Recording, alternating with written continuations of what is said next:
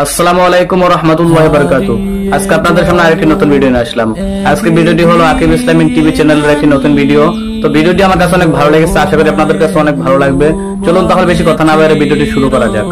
এই যে এখানে দুপুরের খাবার আর রাতের খাবার একসাথে আছে।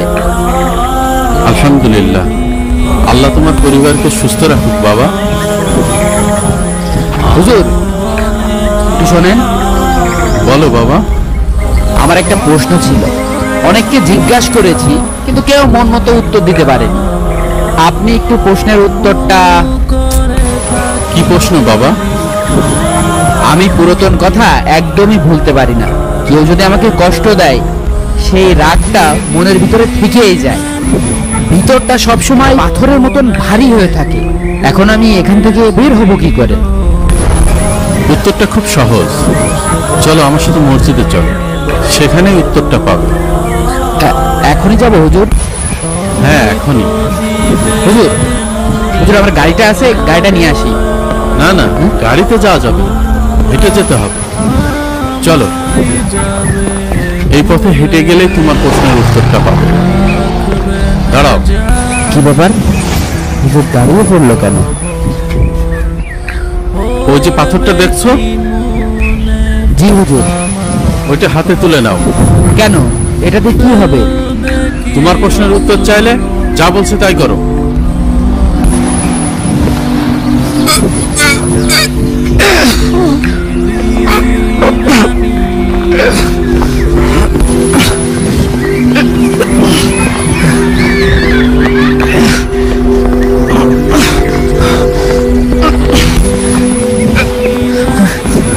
হুজুর পাথরটা তো অনেক ভারী, পাচ্ছি না।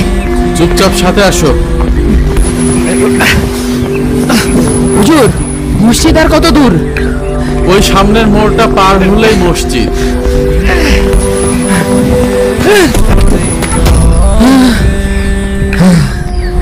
কি হলো, ফেলে দিলে কেন? এত ভারী পাথর কি উঁচু করা যায়? আমার দুই হাত অবশ হয়ে গেছে। পাথরটা ভারী তাই না? তো কি, আপনি শুধু শুধু এই পাথরটা নিয়ে আসতে বললেন? আমি তো তোমাকে একবারও বলিনি পাথরটা নিয়ে আসতে। তুমি তো চাইলে পাথরটা ওখানে রেখে আসতে পারতে। কিন্তু আপনি তো তুলতে বললেন। হ্যাঁ, তুলতে বলেছিলাম তোমাকে বোঝানোর জন্য। ওই যে পাথরটা দেখছো, জি হুজুর। ওইটা হাতে তুলে নাও। কেন, এটাতে কি হবে? তোমার প্রশ্নের উত্তর চাইলে যা বলছে তাই করো।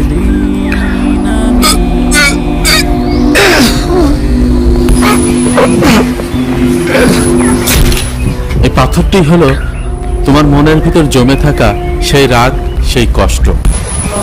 অন্যের দেওয়া কষ্ট, জুলুম, খারাপ কথাগুলোই তুমি এই পাথরটির মতো বয়ে বেড়াচ্ছ।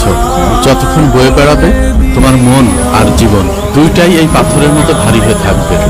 শান্তিতে চলতেও পারবে না। জীবনে যদি সুখী হতে চাও, মনকে হালকা করতে চাও, তাহলে এই পাথরটির মতো অতীতের কষ্টগুলো ফেলে দিতে হবে। নির্দ্বিধায় অন্যকে মাফ করে দিতে হবে, তাহলেই তুমি জান্নাত পাবে। আশা করি তুমি তোমার প্রশ্নের উত্তর পেয়েছো।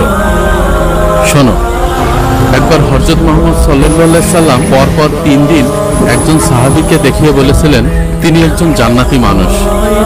কেন জানো? সেই সাহাবীর বিশেষ কোনো আমল ছিল না, শুধু একটা অভ্যাস ছিল। সে প্রতি রাতে ঘুমানোর সময় সবাইকে ক্ষমা করে দিতেন। তার অন্তরে কারোর জন্য হিংসা বা বিদ্বেষ থাকতো না। মাফ করার ক্ষমতা আল্লাহ শুধু তাদেরকেই দেন যাদেরকে তিনি ভালোবাসেন। এবার আমি যাই, আসরের আজান দিতে হবে।